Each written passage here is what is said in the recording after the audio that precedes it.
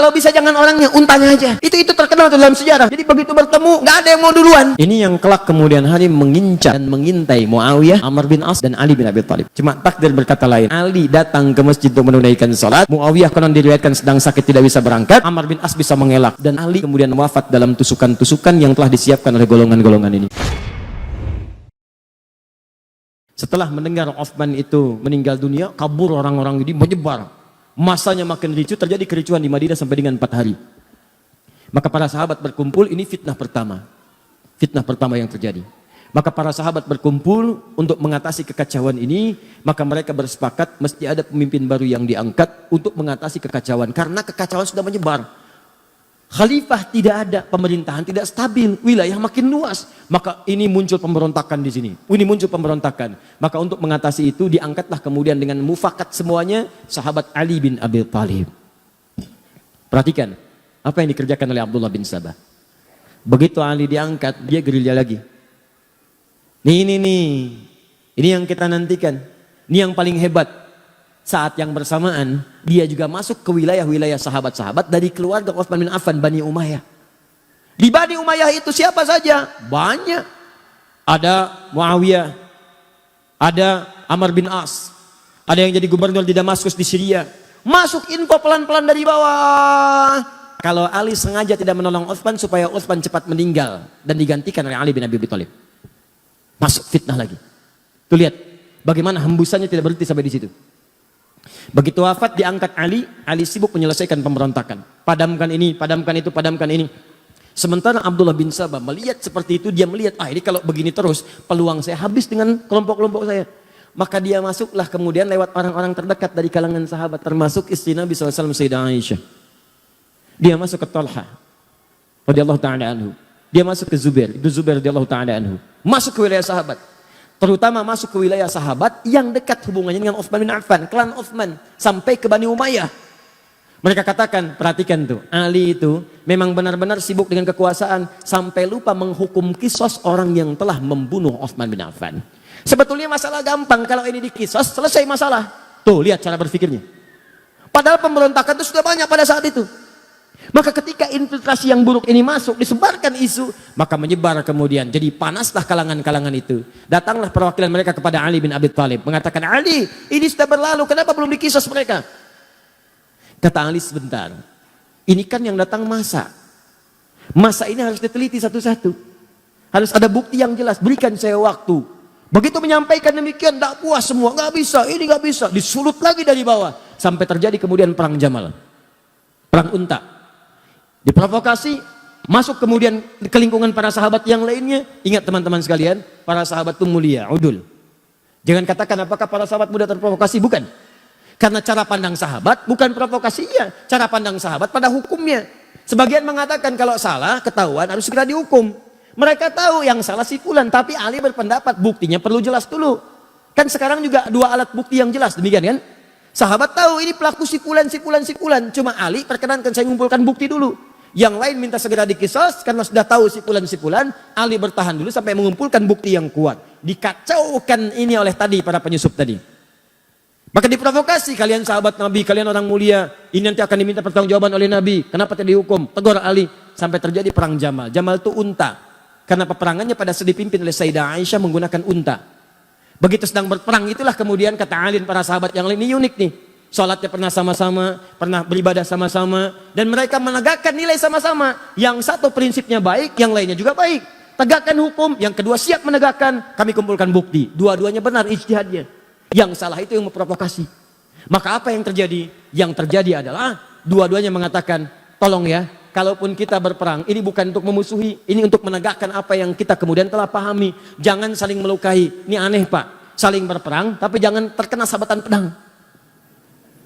Kalau bisa jangan orangnya, untanya aja. Itu terkenal dalam sejarah. Jadi begitu bertemu, nggak ada yang mau duluan.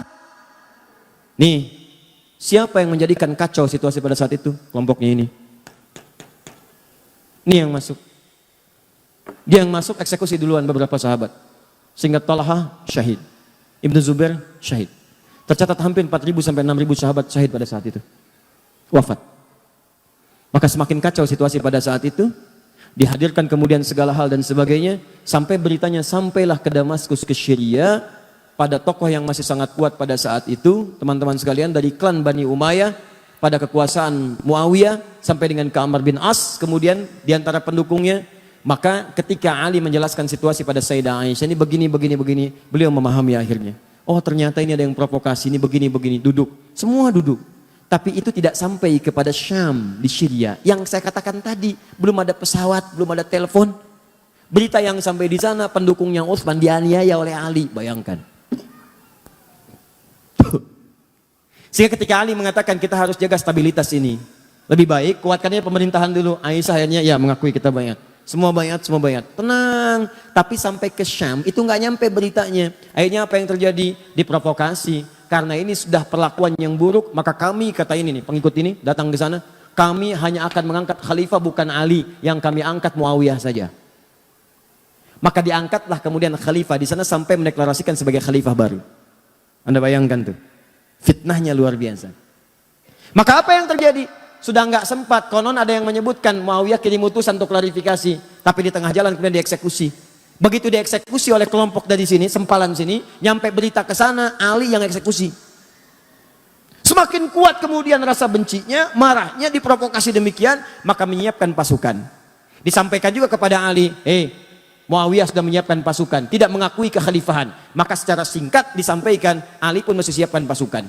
Maka dua-duanya menyiapkan pasukan, dikenal dengan perang Siffin itu. Maka apa yang terjadi? Ali mengatakan, ini karena sudah makar terhadap negara, kita harus bereskan, tapi dengan cara yang mulia. Sama kayak tadi tuh, pelan-pelan, karena sama muslim. Gak ada yang mau nyakiti, gak ada yang mau macam-macam. Ini masuk lagi nih. Yang ini nih, aduh. Nanti saya tunjukkan kepada Anda, ini cuma contoh orang, tapi pemikirannya diwariskan. Dalam setiap hal-hal yang terjadi semacam ini, Anda akan temukan provokator-provokator bertebaran. Termasuk sekarang semakin bertambah eranya, tapi ini nggak akan berubah. Termasuk di YouTube juga banyak provokator nanti.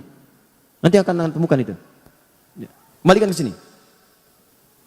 Jadi begitu sudah masuk, singkatnya bertemu, lebih besar pasukan dari sebelumnya, terjadi peperangan itu sampai pasukan Muawiyah terdesak. Ya, apa yang terjadi pada saat terdesak Muawiyah? Saya katakan di belakang kan ada Amr bin As yang seterusnya, itu jenius. Kata mereka, sudah kita kalau teruskan akan kalah nih. Dan makin banyak korban. Gini aja, supaya duduk sama-sama diskusi, duduk dengan baik, maka kita lakukan tahkim. Tahkim itu tombak Al-Quran, ya, kemudian bukan ditombak untuk menunjukkan sesuatu yang kotor, bukan. Maksudnya untuk berhukum dengan hukum kitabullah. Kenapa menggunakan tombak? Karena mudah diangkat begini. Kalau ngangkat orang kan belum ketahuan apa maksudnya. Begitu dipanah dari belakang, meninggal, repot lagi. Maka yang diangkat Al-Quran begini, semua berbaris di belakang Muawiyah. Ketika berbaris, diangkat kemudian mushaf. Saat diangkat itulah kemudian Ali mengatakan, tidak, itu siasat, saya tahu itu siapa yang bikin. Karena Ali kenal Amr bin As. Tanya dulu mereka, kalau mereka ingin tahkim, mereka harus menyerah dulu. Mereka harus menyerah. Kalau sudah menyerah, baru tahkim. Karena situasinya sedang demikian kacau. Kalau tidak menyerah, duduk sama-sama, maka mustahil bisa diskusi dengan baik. Ini Ali. Wah, ketika Ali perintahkan, terus dorong mereka sampai mereka menyerah. Maka yang satu golongan mengatakan, Ali kamu nggak benar nih. Dalam fikih perang, kalau sudah ada yang tahkim mengangkat Al-Quran, hukumi dikembalikan kepada Allah, nggak boleh kita serang. Maka orang-orang ini langsung keluar dari barisan Ali. Keluar dalam bahasa Arab disebut dengan kharaja. Orangnya kharijun. Kalau keluar karena tidak sepakat dan keras sifatnya dan cenderung buruk keadaannya, maka dikenal dengan nama khawarij. Maka muncullah kemudian orang-orang golongan ekstrim baru.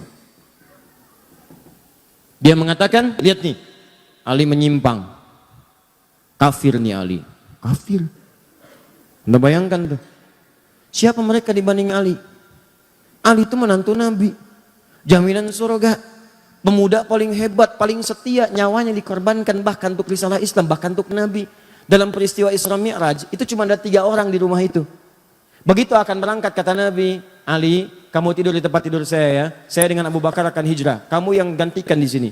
Itu tahu tempat tidur Nabi itu. Itu yang jadi tujuan. 100 orang pemuda pasukan khusus sudah ngintai, taruhannya nyawa. Ali masih muda, Abu Bakar sudah sepuh. Dengan Nabi mau berangkat. Apa kalimat Ali? Bala ya Rasulullah. Siap, siap dengan nyawanya. Tidak pernah tertuliskan di buku sejarah manapun Ali protes. Misal ada kata-kata, ya Rasulullah, jangan saya, Abu Bakar aja yang tuaan dikit. Misalnya, enggak tuh. Ali, Abu Bakar begitu mulia. Teman Nabi, mertua Nabi, sahabat Nabi, hidup dengan Nabi, sehijrah dengan Nabi, wafat dikubur di samping Nabi, mulia. Hati-hati, karena nanti setelah ini akan ada yang mengadu domba dengan semuanya. Perhatikan baik-baik. Wah, Ali begini, Ali begitu, kafir. Ini orang luar biasa nih. Baru belajar 1-2 hari udah nyebut Ali kafir.